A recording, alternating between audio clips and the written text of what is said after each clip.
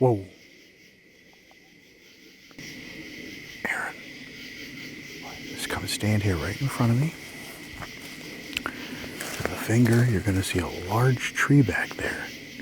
Just watch the sides of the tree for a little bit. And I don't want to sound paranoid, but we have a section of woods in front of us from here to here, where I feel like I see something move occasionally. Now, I can't say it's not the shadows from behind us, but it's not my shadow moving, and it's not yours because I'm paying attention. Yeah. But it just seems like there's something.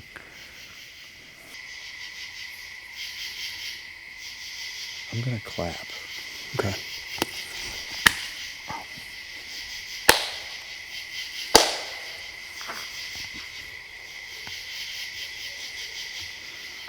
I swear to God, I'm seeing things. No. I was looking in a different direction, so. You just got to really hone in and just focus on those areas. If we keep the camera just pointed straight, but I swear to you, man.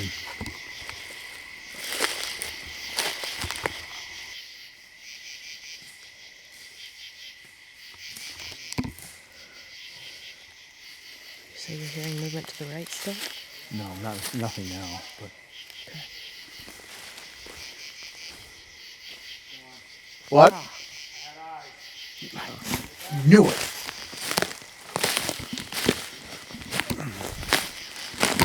God, don't let there be rattlesnakes through here, but forgive me.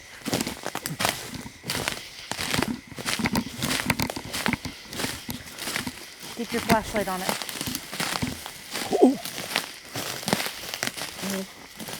You had eyes? Yeah, right here in Dee's corner. Are you recording? Yeah. Did you get it? I got it. It was in portrait. Do you still see it? Where? Oh, I see it. It's by peeking behind the tree. Down there? Oh, I see it. There again. Watch it, Gwen. Careful.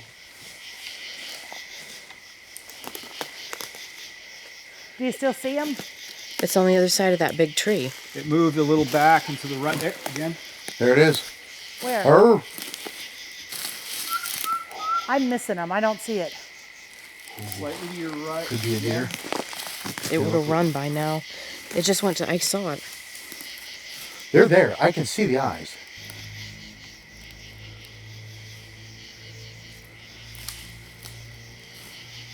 Oh, wait. What was that?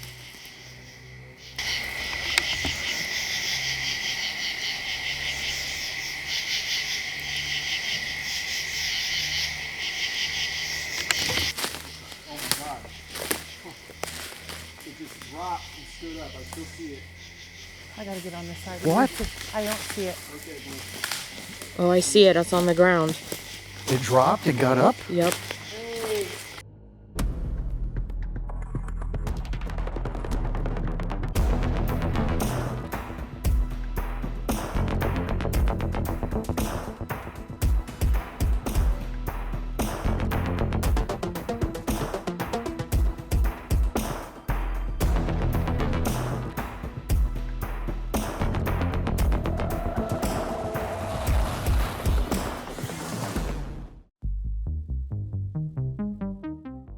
All right, we had an interesting night. We drove out to Allegheny National Forest with Sean and Matt.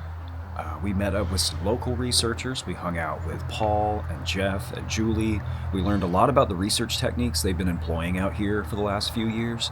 More interestingly, we learned about the results they've been getting from those research techniques. And they've encountered a lot of what we think of as, I guess, atypical Bigfoot activity. They've had footprints. They've heard vocalizations, they've had things thrown into their campsite, heavy footfalls, and they emphasize a really non-aggressive approach.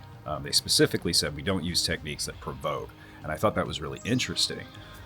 Jeff demonstrated a call for us at one point, and while we were standing around talking, maybe like 500 feet away from the campsite, maybe a little further, something started moving around in the trees on the hill next to us. I don't know what it was. It was a very interesting, almost surreal experience actually being in the field with these people and seeing the techniques they employ.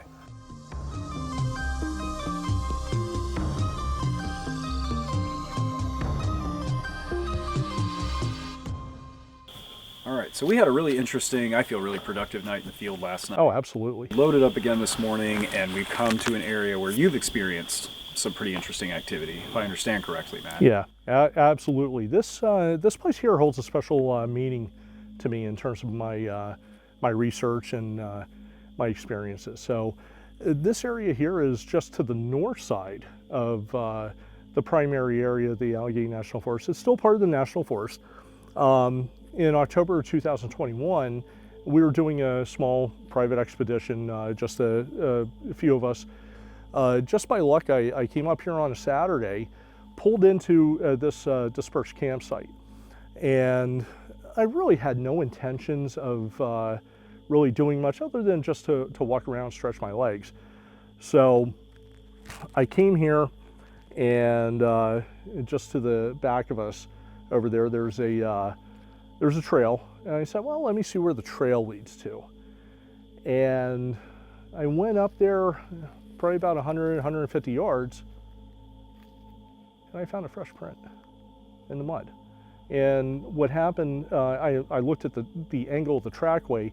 It came up at a diagonal across the path. It was an exceptional print. I was very excited about it. I took some pictures, marked it. Unfortunately, that night it rained. The next morning I woke up, and I was staying in a cabin not too far from here, only about 5 or 10 miles. I ended up hiking up to the spot where the print was. Unfortunately, overnight it degraded a little bit because of the rain, and I cast the print up there. It takes a little bit for the prints to set, so I didn't have anything else to do. There's no cell service up here. There was not one person I passed on the way up here. I had a map out here. I'm trying to figure out where I'm at. I'm trying to figure out the trails around here. And I'm just sitting here looking at the map. This is just a general map. But I'm looking at the map to see where I'm at. I just happened to look up and something caught my eye. And again, my car was parked a little bit down there, so we have a little better perspective of it, but there was a tree that was shaking. No other trees are shaking. It was weather like it is today, very light or minimal wind, but man, this tree was shaking so violently, and I saw the leaves coming down.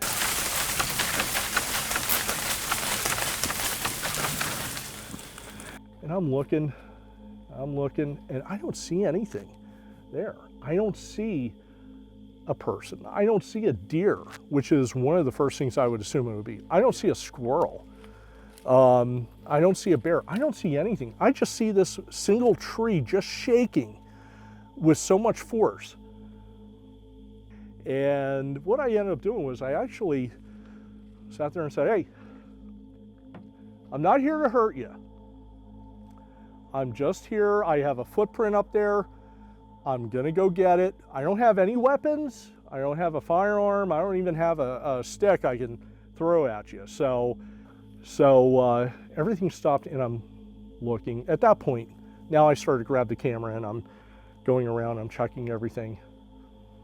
And then it hit on me, and I said, well, I better go get that cast. Got the cast, came back down, still had that funny feeling when I came down here that something was up. That feeling something's watching you. So I got back in the truck. And when I drove over to see where that tree was, there was a deep ditch right adjacent to the tree. Now, unfortunately, down where that at the bottom was, it was all rock. So I couldn't see if there was any prints or anything, but I'm thinking to myself, could something have been hidden down there that grabbed that tree to make that sort of violent shaking motion? I don't know. But the one thing that popped in my mind is just the totality of the circumstances. I have a fresh print about 150 yards up here that was within the last 24 hours. I come back and there's no one here, and then I have that tree shake.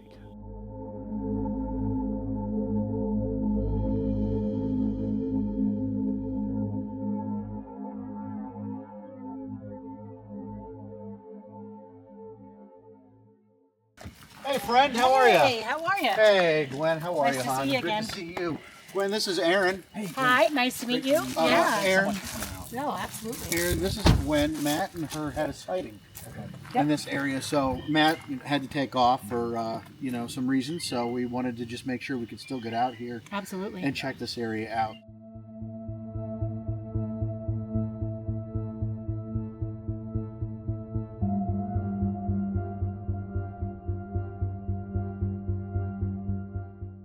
This is an old logging area, and they, at some point, drilled for gas here.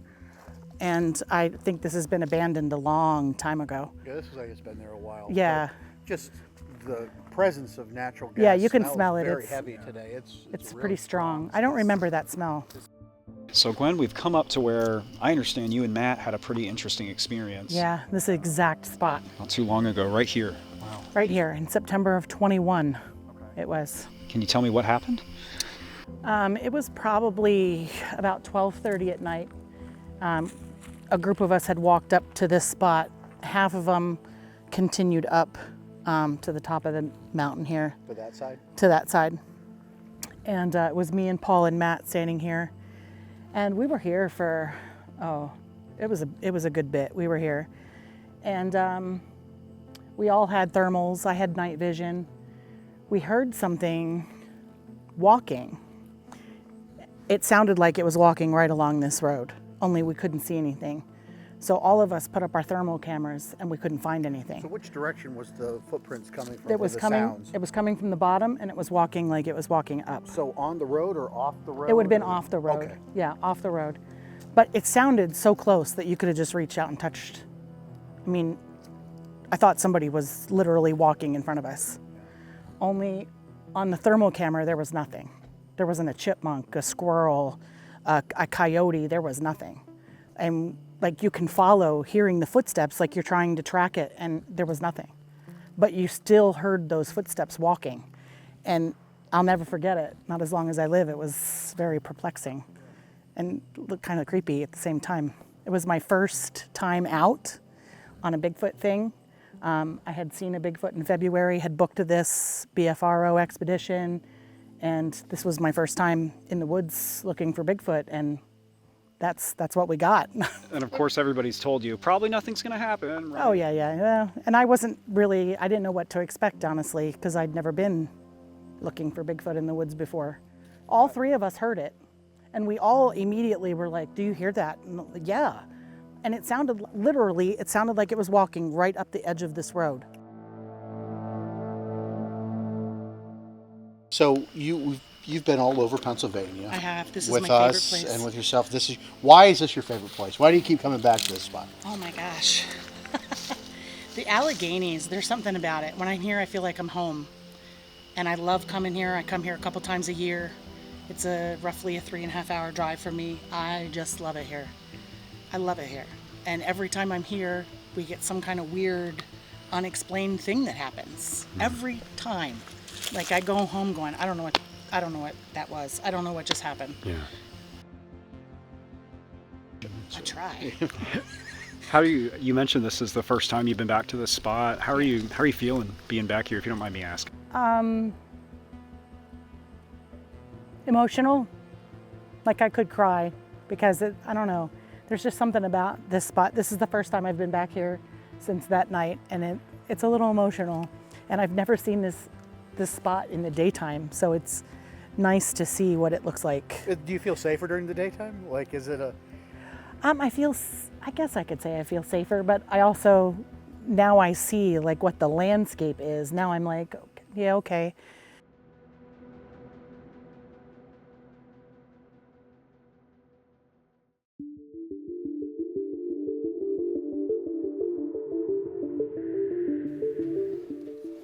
So this is the drawing of the creature that was seen by our witnesses in the Cook Forest years ago. Clearly I drew that in 2012, so it's been a minute, but this is the original drawing I did. Later on I went and did another, just trying to look back at the data and see if I could refine it a little bit. And then I did put the prompts in my photos into AI, and I did get an AI composition of it I could send to you as well. And I did send that to Heather already last night. But again, you know, the kind of mossy-like hair on the arms. She was able to see the eyes.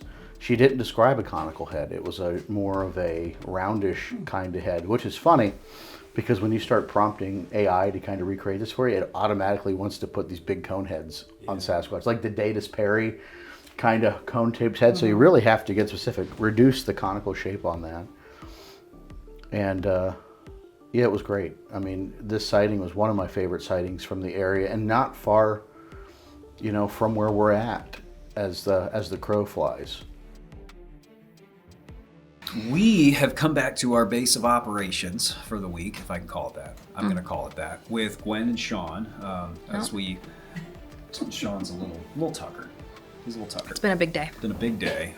But we are going to get something to eat, decompress a little bit, and then we're going to get out on this property, which is 9 acres of really thick, beautiful Pennsylvania woods. And we're going to try to apply some of what we've learned over the last couple days. And of course, we have Sean and Gwen with us to help make us. Of course, we have Sean and Gwen with us to help make sure we don't do anything wrong or dangerous or too dumb. But I'm excited. I'm very excited for the next thing.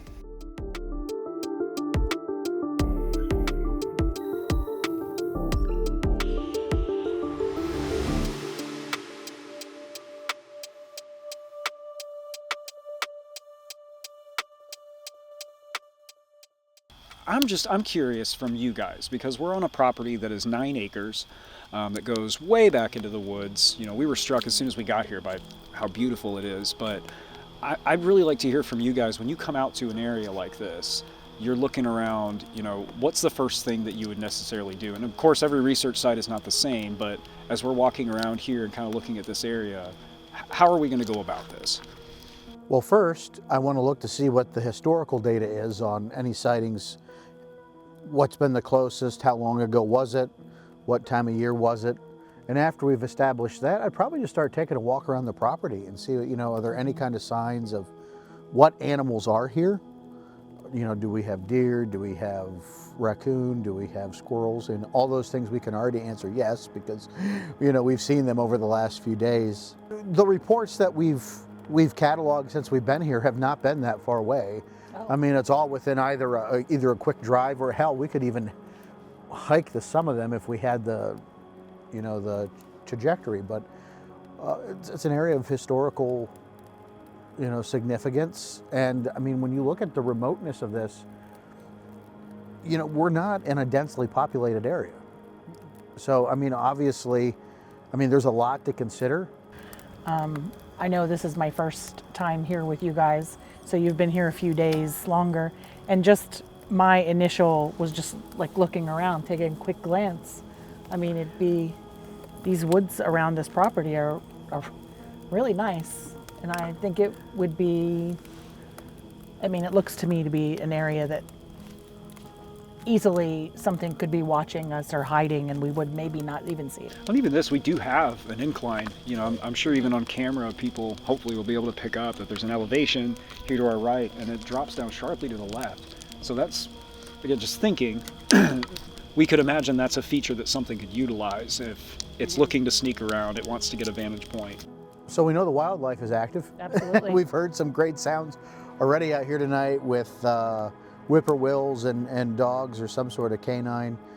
Gwen, you brought one of the got knockers knocking sticks? Yep, I do. So we'll try one of those and maybe some calls, see how they go. Again, we're doing a little bit more, you know, as we heard Paul say last night, he tends to be a little bit more gentle. We're trying a tad bit more aggressive. Maybe we'd say amplified gentleness.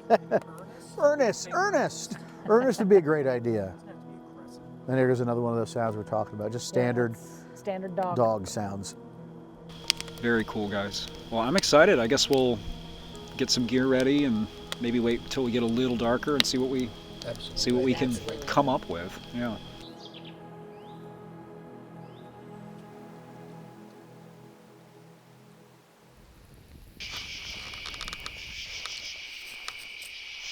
So Sean, your mic, tell me what just happened.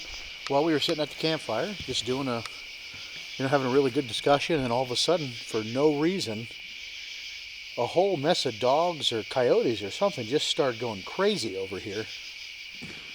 And then as we got up to make our way over, all the noise in that general vicinity just stopped. Mm-hmm. And then as we got here and I just got mic'd up, the background noise just started going again. Yeah. But it was for a few moments, just there was nothing but the dogs. And it could be enough to startle the rest of everything else to make it go quiet. But there was nothing. I mean... How long ago did we do our wood knocks? About a half hour, maybe? About Maybe a 30 little minutes? longer. Okay. I think we're about to break out the thermal. Yeah, I know.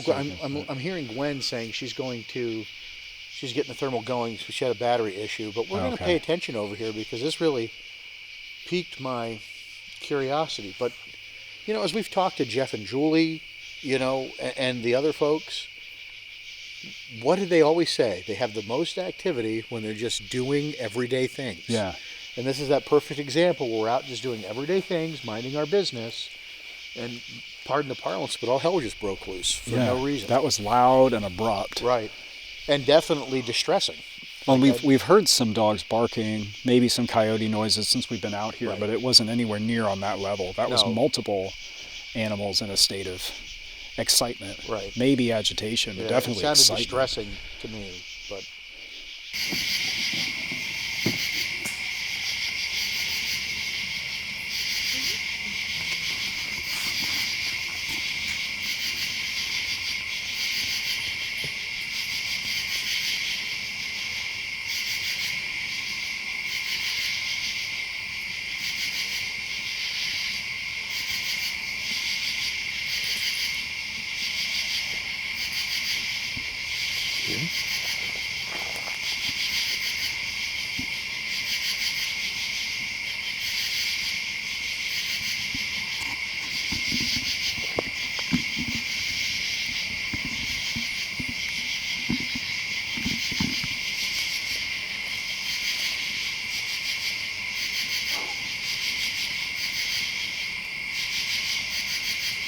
That was enough to get the hair on my arms to stand up.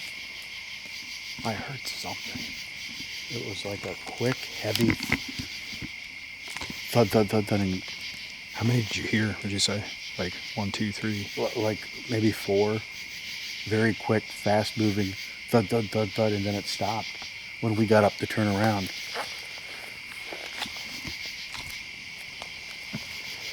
You got anything on thermal, Gwen? Nope, not a thing. Not a thing. I really want to get something on thermal. No. I just want to. Nothing.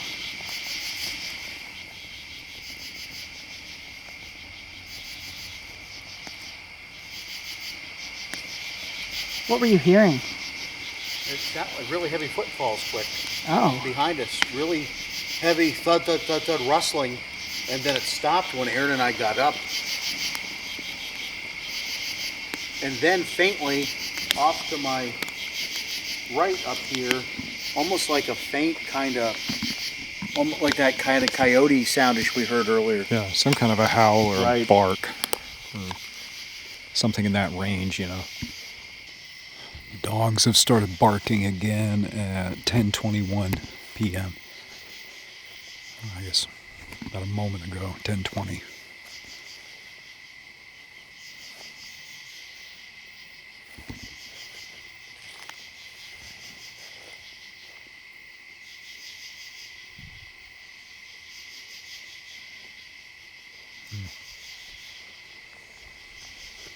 My thing is, if this is a domesticated dog, when I was making those noises over here, and why didn't it respond to us then? Yeah, I actually expected, as we were banging on trees, and Right. That was the fire shooting at I us. think that was the fire, wasn't it? I expected to piss off the neighbors' dogs. Nothing. Yeah.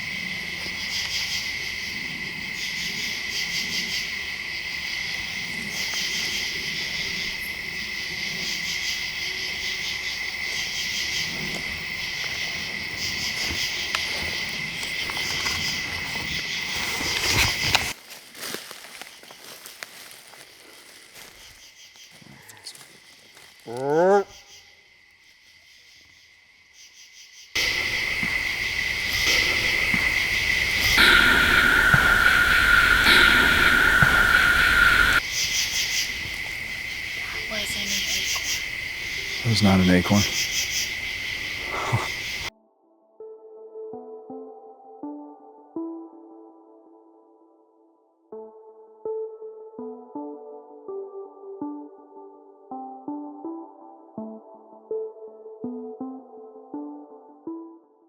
We had a very exciting night. I feel like we should go one at a time, but I would like to start with Mr. Aaron Deese. Yes. From your perspective of someone who's been studying all week, what did you experience tonight?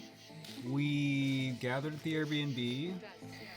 We tried some wood knocks. We tried some whoops and calls.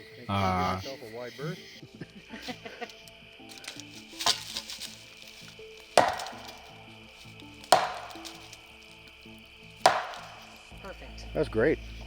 I like it feels good to do that. You get a real sense of empowerment. Yeah. We split the party into boys and girls. We split the party into boys and girls, and all of that seemed to elicit something. Or things happened after we did those things. Whether or not there's a direct connection, I don't know. We tried playing the Ohio Howl, and we got a whole bunch of vocalizations that I hope we picked up on some kind of microphone at some point that to me sounded like chimpanzee sounds. That's just what it sounded like to me. It was not an owl. I can say that for sure. That was not an owl. It was not a dog. Probably be about 4 to 5 seconds before we start hearing it. And I'm at full volume.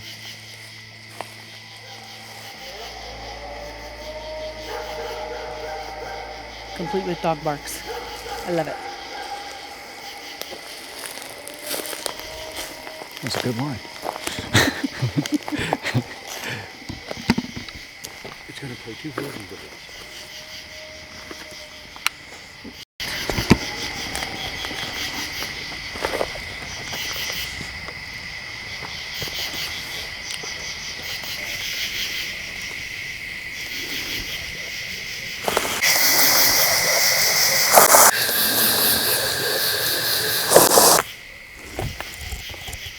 Is that an owl again? Maybe.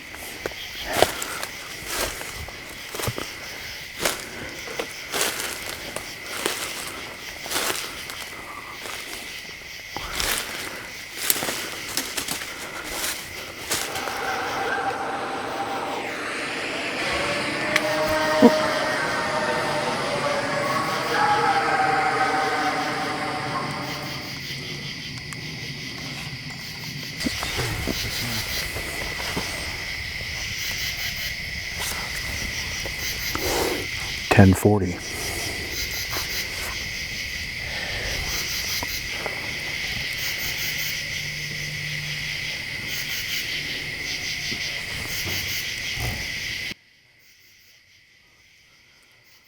Did you hear that? I know, and I just got goosebumps. Yes.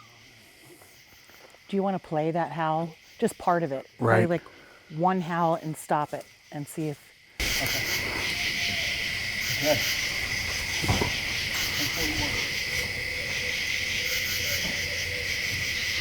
Do you hear that? That's part of it.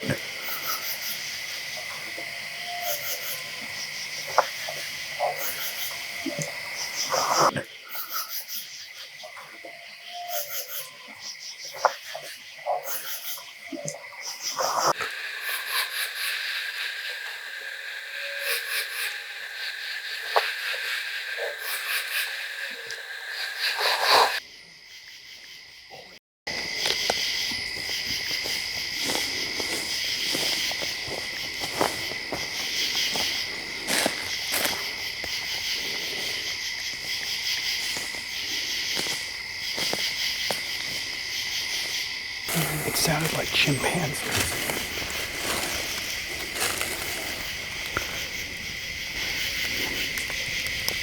Left. That was 10:42.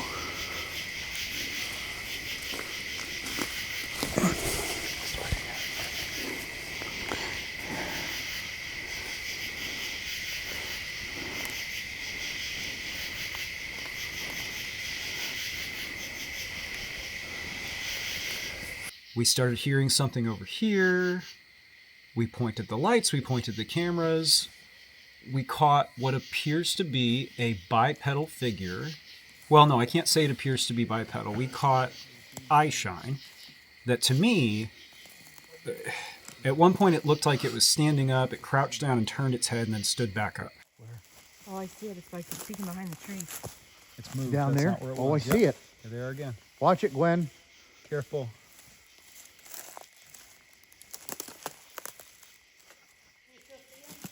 It's on the other side of that big tree. It moved a little back and to the right. There again. There it is. Oh.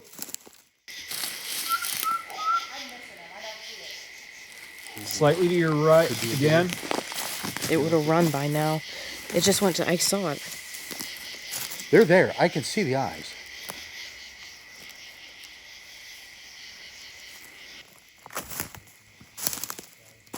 Again. You see him again? It just, oh my God. It just dropped and stood up. I still see it. I gotta get on this side of you. I want to see it. Right there, Gwen. See? Again.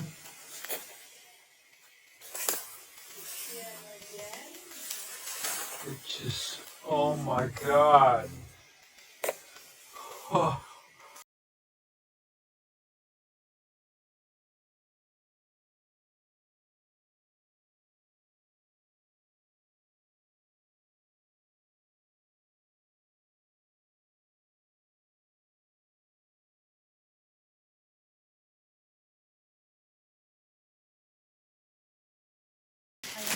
Right there, Gwen. Oh, I see it. It's on the ground. It dropped and got up. Yep. Hey, Hello. Hey. we're not here to hurt you. Come to us. We're sorry if we're intruding. Just want to say hello. Wow, that's intense. Oh my God. I feel like it's gone. You guys seen anything? No, But look how steep it was. it was down there. It was. Maybe, let me get another focus here. I think maybe it was further up. No, I didn't hear anything run or look how move. thick the forest is down there. I saw it turn. I am sure I saw it turn away. Whatever it was, I saw it turn away. Look, that looks like a, look at that down there. Just shining light in the vegetation. Over, down, to the right, to the right. Look at that. Yeah, look at that. We got to get back out here in the daytime. Yeah, we gotta come back out in the morning. When we have sunlight there. Definitely. Oh my gosh. But we did see it. We did capture it on video. We've already taken a quick look at the footage, and we did get it on video. 2 times. Blinking its eyes. We definitely caught it blinking. Oh, I see him. It just dropped and stood up. I still see. It's right there. It's right there. Yep. Oh my God. It just, oh my God. That's pretty high up. So, I mean, I guess it could be a raccoon. How high? I don't estimate. You were over there. I was over there, but It's that hard to was a tell because drop. it drops It was pretty a far. ravine. I got it. So- I got it. I would say, I mean, I'm not good with estimates, but I would say 10 feet. Oh yeah. Okay. Have to be. We'll know better in the morning. Oh, it blinked. Oh my God. It did blink. Okay. It was high. We did not hear it leave, but we did lose sight of it. What it appeared to me was something watching, realizing it was being observed, kind of, oh, shoot, what do I do now? And then making its way out of sight quietly. That's what I perceived. But we'll go back over the footage, we'll all talk, we'll hear from you guys next. I'll stop talking now because I think my whole life might have just changed.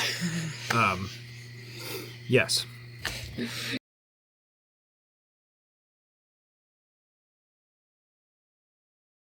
I think I'm the only one not happy. I think I'm really emotionally bothered by it because I sat up here when you and I were looking and saw something move.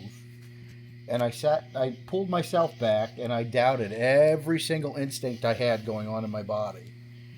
And then when I took off towards it and you guys came after, and I swear to God, I saw something move. And then you guys went further And then I stayed back with Courtney and Heather because I really didn't want any of us to kind of be alone at that point. But when you were down there and you saw it, and I'm getting a little emotional about it, I saw exactly what you saw. It got up. I saw the eyes. I saw it. I'm just having a little bit of a hard time with it right now. I really hope I don't know what I hope at the moment. I'm just really feeling many things all at once.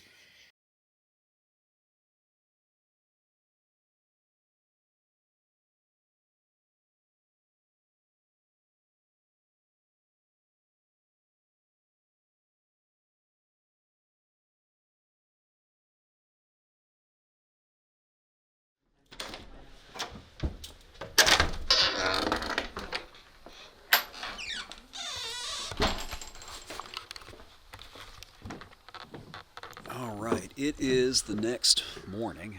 It's Sunday morning. And last night was our pretty eventful, exciting evening. I'm heading out now to collect the static recorders I left out overnight. I placed one over here to the north of the cabin and another going over here to the east. And our visual encounter was down here to the west. But these two directions where I placed them are where we were hearing the most what sounded like vocal tones last night. So I'm going to collect those now, and we'll go over that audio later when we have time.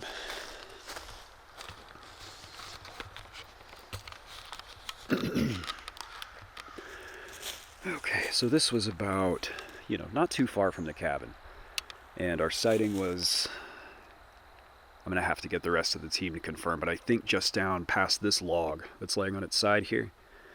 So I placed this guy with a little table in case it rained, which it did not, and the batteries died.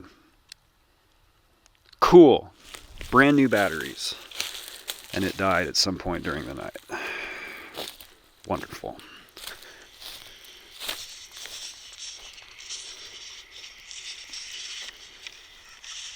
Okay, well it ran for a bit, so we'll see how long this file is later. See what we caught, if anything. And then the other one is over here. I remember it was past this stump, but I came out pretty late for this one. I think I placed it at about 2 a.m.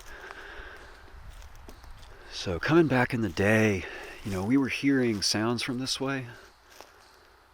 And there is another cabin over there. But going this way, we're straight out into Cook National Forest. This runs out into a valley, a little river road runs along it, and then looking at the map last night, seems to go up, further into the mountains. And our visual encounter was from this direction. And this is our range that leads out into the wilderness. So I don't know, man. Okay, this one ran all night. Good. Battery's almost dead. So we can probably assume we caught about 8.5 hours on the other one as well. That's great. Low battery.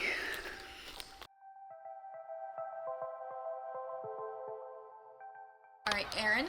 Yes. So you left some recorders out last night. Yes, I did. And you've gone and retrieved them already this morning. Mm-hmm. What are we up to now? So we're going to have to come back to those audio files later because they're both about 8 to 9 hours long. One recorder died, I don't know at what time, and the other one was at very low battery at 8.5 hours, but they both had fresh sets.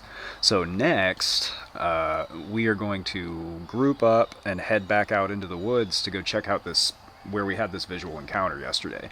Our goal is to get somebody, at least one person, in that spot where we saw those eyes. So we need to identify that spot by cross-referencing yesterday's footage.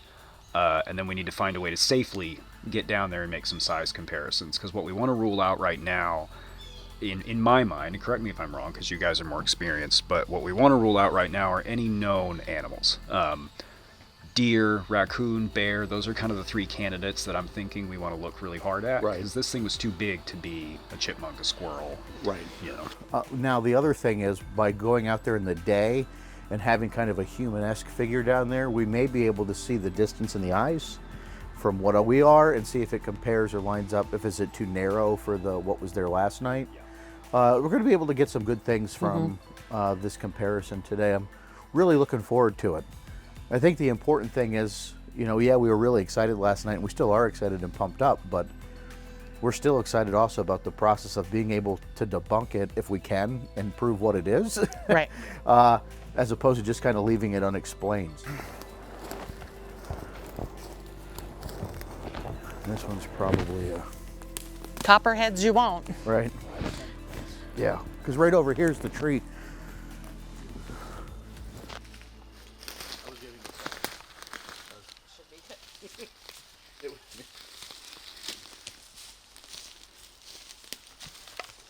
Okay, so I guess we'll work our way down carefully. Now watch how this... There's a lot of burrows down here. Right, and watch. See, it's almost like steps. Yeah. Goes down, Yeah. flattens down.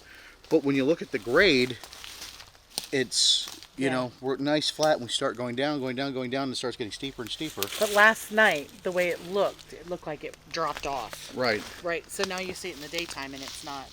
And Aaron, I think I'll let you Slopes determine down. it because you saw it, the drop down. Yeah.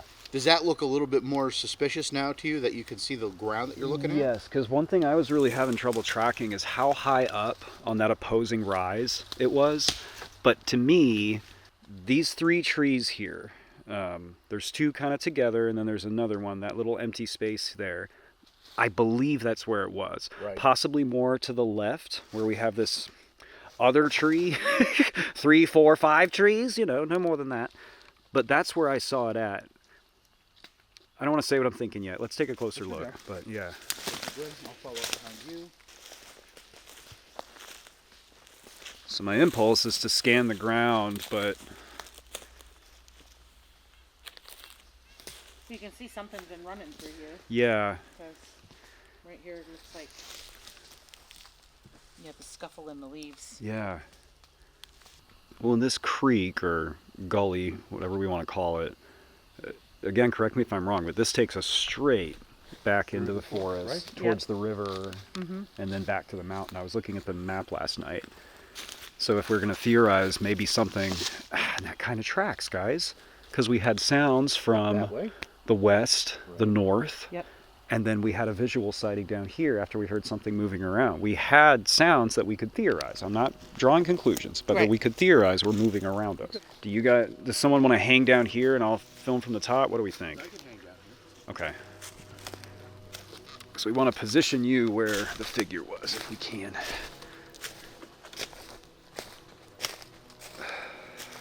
Yeah, if someone wants to come put other eyes on this, that wouldn't be unhelpful. Oh, I think I've got it. Okay, this is more like it. I was looking for this triangle, and I see it now. Oh, yeah, yeah. So there's our eye shine right there, dead center. About where Courtney's walking. Courtney, stop. Or Sean. Sean, Oh. can you take 2 steps on. back? Sean, move to the left. Because it was positioned just so. Left. Keep going. Fallen tree, triangle form, angled branch, side swoop branch, thin Yeah, tree it in was the like middle. right- I mean, yeah. Yes. Nope, move to the left a little. There you go, right there. That's the spot. That's it. You're about where the figure was. Your eye line is maybe 6 inches up. Can you take half a step back? And then move around a little. I can't see it all now. There it is. And there you are. But it also went much higher. Yeah, this is going to be just before we noticed it moving up and down. So our comparison there. This would be like the low level where it was crouched, where you are now. So your eye lines, both of you guys, are right about where it was. Yep, Yeah, that's exactly. okay. If this is our tree group that we were looking through, which I'm fairly certain it is at this point, Yeah. where we were standing, we got about to the same spot. This You're- tree is clearly your eye line where you guys are at right now matches the eye line in the clip by position from where we were standing. I'm not saying it was the same height as you, but it matches the position. So For us to have that clear line of sight from that far back, that high up, I mean, what are we looking at, 20 feet here, maybe? you're talking about probably an 8-foot individual. Could have been that tall. Because crouched, it is where your eyes are. So At the standing low. up, None of your business. So I'm further away from raccoon, deer, and bear right now. Right. I mean, there's nothing that can substantiate those things at height-wise. A bear, if it was standing up.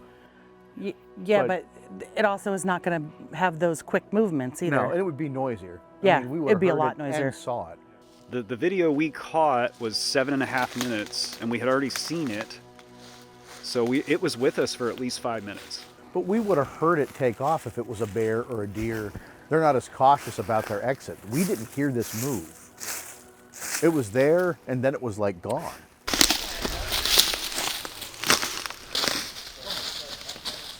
closer to the water source. This is like Roadside. But no, it's not. No, that was brought to my attention. Hello, friends. Hey, let's do something. Okay, good to see you. Man, Big I Dave. have not seen you forever, dude. Right. This is Aaron. This is my friend from Texas. Great to meet you. Nice to meet Aaron, you too. man, nice to meet you. Thanks so much for coming. And then, of course, I'm excited to be here. our behind-the-scenes folks, Heather and Courtney. Hi. Hi, Heather. guys. Hi. Nice to meet you. Yeah. Aaron, Dave, and Carrie have been stomping these woods for years and years. And Dave was actually here with me the night I had my encounter. We came out here. Why we came out here and leading up to this place is we had done like several preliminary kind of outings out this way where we would bring people out and kind of hang out at this area. And remember, we had the lady that got scared and ran back to her van, and they left. They didn't stick around even here waiting for us. They left. One of the nights we had our town halls. In 2012, this area really became significant for us because we had that sighting on New Year's Eve that you and Dave investigated. And then we came out later too, and we brought the witnesses together just to make sure there wasn't any tomfoolery. And there were two different sets of witnesses on the same night, about 45 minutes to an hour apart, that we all, I think, agree saw the same creature. And you interviewed them first. It was in January of that year. Did they know each other? No, prior to this? the Okay. witnesses did not know each other prior to this.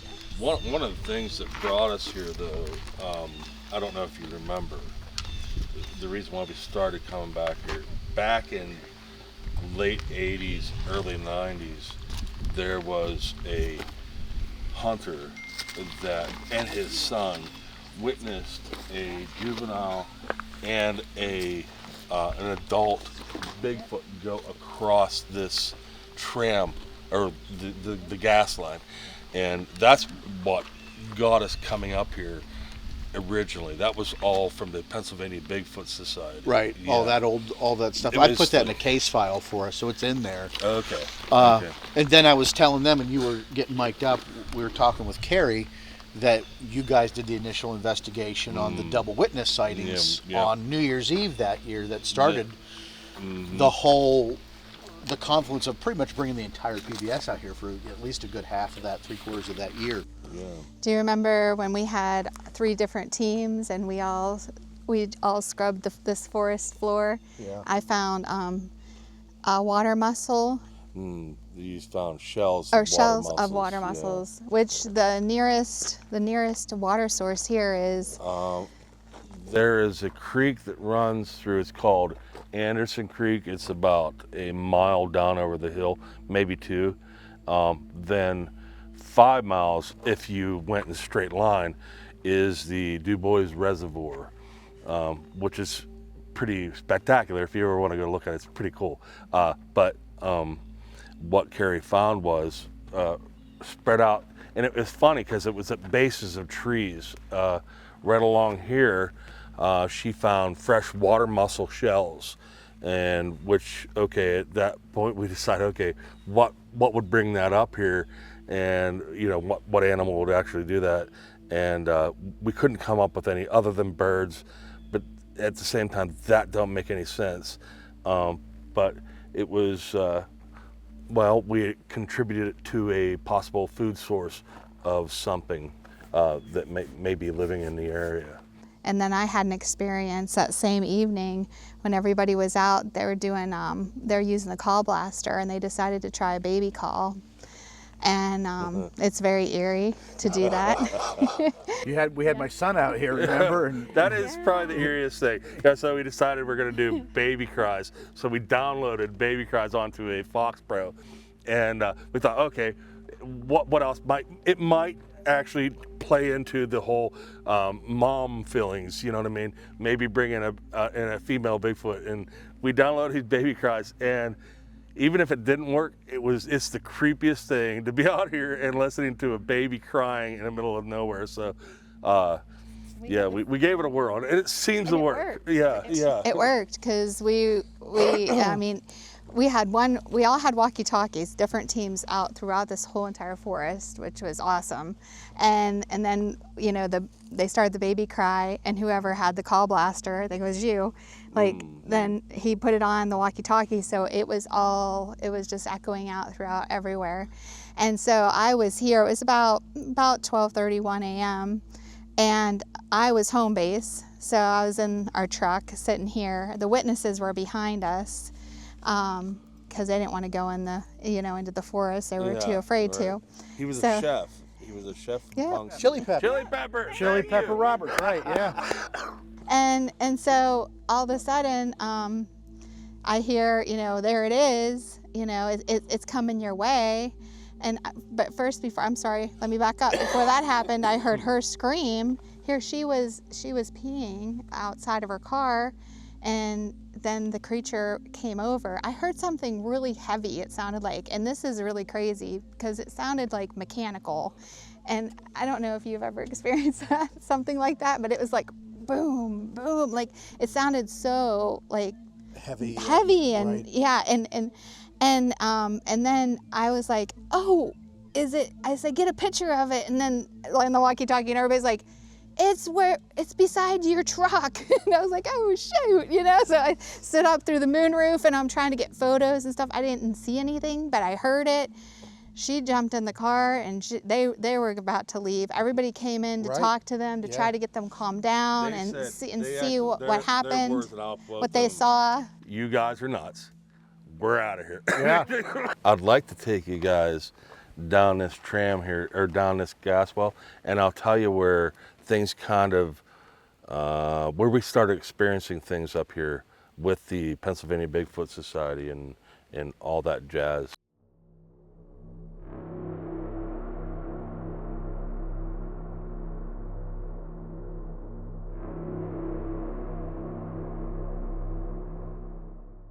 So Dave, Karen, can you tell us where we are right now? Yeah, we're on well, depending on what town you're in, but this is usually called the Rockton Mountain. But if you're in Clearfield, it's called the Clearfield Mountain. It's in pretty much Rockton, PA. It's part of the Black Buchanan State Forest, and we're now, I say we're just in the middle of it all right now on a gas line that goes through on Kelly Cellar Road.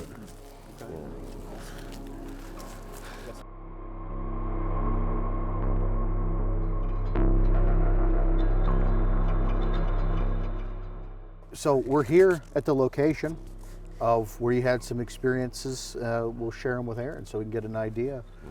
I love stories, guys. So yeah, so tell me a story. Mm-hmm. We got hooked up with the Pennsylvania Bigfoot Society, and we were going back through sightings that happened in our area, and it was an older sighting, but it happened back in, and I'm not great at dates, but I think it happened back in the late 80s, early 90s, where a bow hunter and his son witnessed a Bigfoot going across this gas line. But they said not only was it just one Bigfoot, but it also had what seemed to be a juvenile creature with it go across this. So we decided that we were going to start revisiting it, and we came up here. Honestly, this is about a half hour from my place, So it was a convenient thing that we could come up here quite often.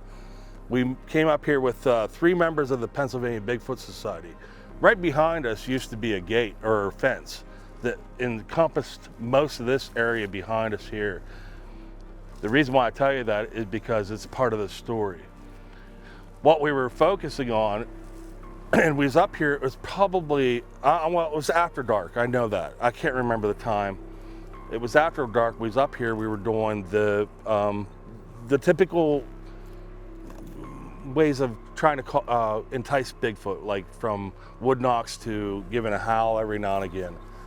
What happened to us, what started happening to us at that time is through the trees, and you could hear it come through the trees, things were being tossed at us. Now, the reason why I mentioned the gate, a lot of those things were coming back and hitting the gate, and they were falling onto the ground. So I thought at that point, okay, what crop is growing in those trees? And you know, was it acorns or what, you know, whatever, was it falling out of the trees? And at that year we had a horrible crop as far as nuts go. It didn't happen. But like I said, what we noticed is they were coming through the trees, and this happened for hours. Not only just hours, it was several weeks that we'd come out here consistently and having stuff thrown at us. And to the point where one of the investigators that were with us started wearing a hard hat when we came out. Yeah, it was kind of funny. But as far as things here, that's what we witnessed here. What I'm going to show you next is what we discovered as we looked into the area further from you know, just pounding the ground type thing. Do you remember the Westover reports of all those vehicles reporting that white-faced Bigfoot? Yeah. We had 2 families call us or report, and a trucker from Texas get a hold of us, where they witnessed a white-faced, hairy, big black eye creature on the side of the road. A couple of them said it was crossing the road. One said it was going up a hill. The trucker says it was actually kneeling down eating roadkill. That year that year or so was an absolutely crazy time. Reports were coming out left and right. Which is why we really chose to focus on this area. We had done, as we start getting back down to the area, I had my encounter, or it wasn't just my encounter, I shared that encounter. We had been doing preliminary lead-ups coming out here once or twice a month to the locations to see. There was a couple weeks before I had my encounter down here, I was with one of our team members, Rich, and we were doing some vocalizations, and he got hit, which we thought was an acorn, but it wasn't an acorn. It was a rock that hit him. It literally hit him. He turned around and startled. He hit me so hard.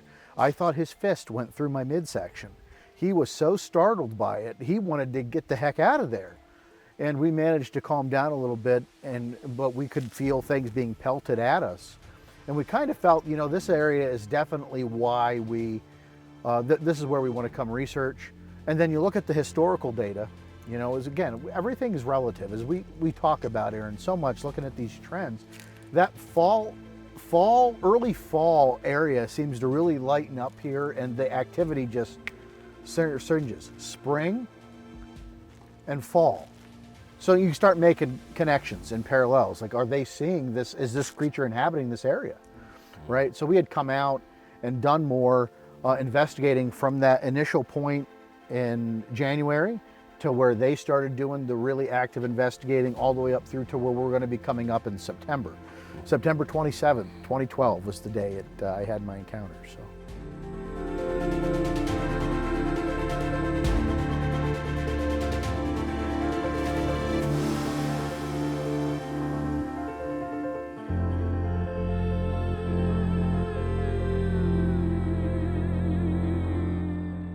Okay, so we've reached the location of Sean's sighting, which we've been chatting about this throughout the week, kind of alluding to it. But I have not heard this story yet, so I'd really like to know what you guys experienced here. So this area we called the Meadow. And when you look at it on Google Earth or you look at it topography, it's like one of the few open clearing areas surrounded by these groves of trees.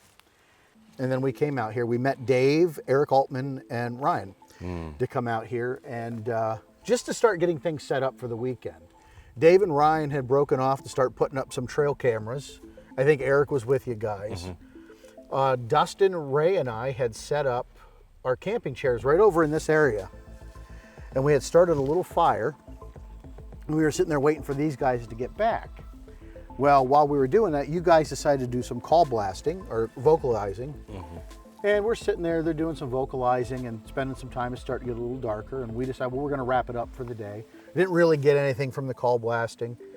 So they decided that we're going to stay out here the night. They're going to come back the next day. So we're sitting out here that night. Nothing's really going on. And then all of a sudden, out of the peripheral of my right eye, and sitting kind of right there, I see something tear from this area and run across the campsite into the woods over there. Now keep in mind, this area is different now, but there were more trees over on this side, and the brush along the side was a lot heavier and thicker. And Dustin, who's sitting here, sees the same thing, and he and I stand up and we run over to the side of the forest, and we can hear something still taking off down there, but we can't see it because it's so thick, we lose our sight. So we sit a little longer. We're going to get up earlier in the morning, and we're going to go scope out more areas. So we're decided it's about 11:30, 12 o'clock, we're going to go to bed. We put the fire out. We go over to where this little crop of trees is here, and where that little bush is and that big group of trees is where we put our tent. Okay, now that tent, the face of the tent was facing this way, and so the back of the tent was to the woods and to the side of that little hill area there. And so we go into the tent and we all start laying down and getting cozy and comfy. And all of a sudden we start hearing some footfalls coming through the campsite. So we're laying there, we hear the footfalls going, and then all of a sudden I see this little cell phone light pop on inside the sleeping bag. And Dustin was like, "You hear that?" I'm like, "Yeah, I hear it." We're getting ready to get out, and all of a sudden we start seeing the faint glow come up. I'm like, what's going on? Dustin opens the tent, he gets out, I'm putting my boots on, he goes, "Forker, throw me my gun."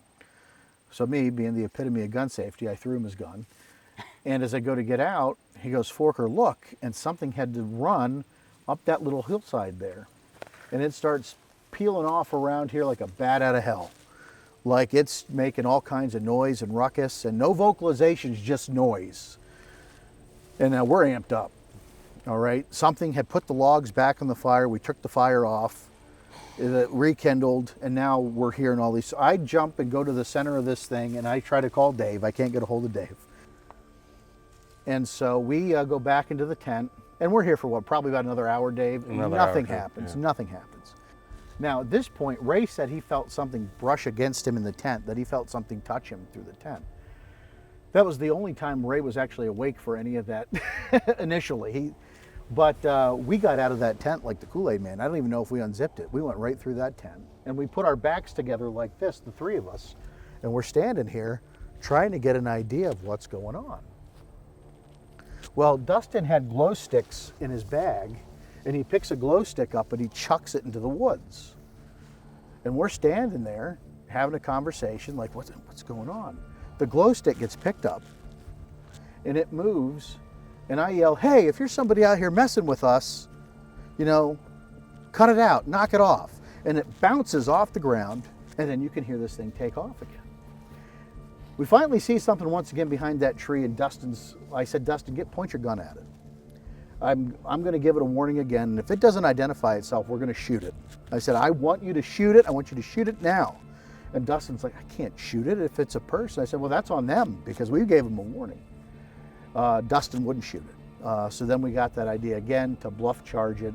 It took off, and we're just sitting there like, what do we do? So we go back into the tent. It starts raining a little bit. Nothing happens again after this. It's quiet out there all night. A couple years later, we have an event going on at Parker Dam, and Dave's like, "Let's go back out to the area where you had your encounter." And we start doing some of those call blasting and everything, and we all collectively experience a brilliant flash of light. Just one light We have no idea what it is. We can't localize it from anywhere. There's nothing around here, a tower or anything that could do it. It's just that one singular flash of light that we also had happen to us that night. Yeah, we all came down here just like we just did, and I'll never forget it. There was like 15 of us at least. And we just walked out here, and all of a sudden, poof, it's just like almost like the old cameras they had, you know, back in the day whenever they had to cover up and then they pulled the thing. Yeah, it was just like the whole sky just lit up. It was like, what just happened? And it got so quiet. Right. So quiet, like eerie. It was incredible. And this is consistent with other areas where we've examined potential sightings, like talking with Matt yesterday in the area that runs, you know, it's a very distinct slope. The activity we experienced last night, I just got chills because that's a little similar to what you described with the elevation. And that's kind of what happened to me last night when I zoned out. Like, I'm reliving this experience in real time. Like, there's so many commonalities as to what happened there to here. Like, we didn't get the dramatic eye shine that we got last night, but you could see something, like, just standing there watching us. And there's nobody around that's gonna come out and hoax you. Like, the only people that knew we were out here was Dave, Ryan, and Eric, and they were gone. Knowing Sean, I believe them, but when I came back down to see what's going on, you could see it in all three of their faces that something was happening. And you just knew. And the fact that after that, we could not get Sean to come back to this spot. I think it was, what, 3-4 years before you came back? We came back in down here? 2016, so almost 4 years. Yeah, it was almost 4 years until he decided that he would even come back down Matt here. said we came back in 2014, but I don't remember that. I don't remember coming back till 2016. So Sean, we talked through this experience you had, explained some of your feelings that day and how it impacted you. How are you feeling now, years later, coming back to this site? 'Cause you mentioned this is the first time you've been here in quite some time. Different. I feel different. It's a lot of weight lifted off, but the area feels a lot different. We've talked about them when we come in. There's not a heaviness to the air. There's, I don't want to say it feels like it's lost its mystery, maybe because it revealed mystery to us, I don't know, but it doesn't feel like it used to feel.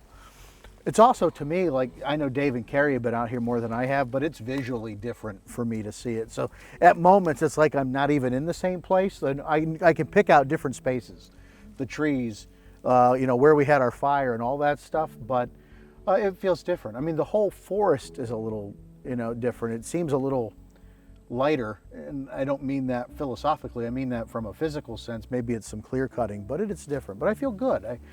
I feel better coming back with them. I've always felt better coming back with them, particularly because, again, they're very supportive people. But Dave knows this area, and Carrie know this area better than anybody else. Again, the biggest takeaway for me is that low tech, follow the trends, and be out here and enjoy it, right? Because when you're not enjoying it and you're not focused, you're not going to experience anything. You can't do that with a cell phone.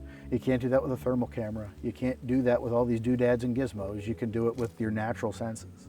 Being here today, reflecting back on that experience, which was obviously many moons ago, but then also just having an experience last night, does one flavor the other for you today now that you're back here? Well, when I think of last night, again, right towards the end after we had our little hoople, I shut down. Like, because I start going into my own mind, man, it's happening again. No one's going to believe me. I'm out here with these guys, so thankfully we have, and I start going through a whole overwhelming sense of self-doubt, you know. Then coming out here and being able to relive some of those experiences, it kind of somehow like grounds you and brings that comfort back that, you know, something's telling you you're on the right track. You've done something. You guys are doing something. And so I think it's reassuring to me to answer that question. It's done some reassurance that I struggled with this morning as we're going out and debunking, you know. The thing I loved about all of us last night after we had that experience is after the high hit of everybody went immediately into debunking mode. Well, that felt great, but what was it really? You know, and so we start going through the process of elimination of what it can't be. You know, if it can't be a bear, if it can't be a deer, it can't be a squirrel or a raccoon, what can it be, right? And so that's where we're at. And then we come back and relive some of these memories and these sightings and experiences. And it's like, well, to me in my heart, it's obvious what it is. But to, like you said, you can't prove that to anybody, right? And that's the biggest part of the Bigfoot mystery. No proof, but we know. So I don't.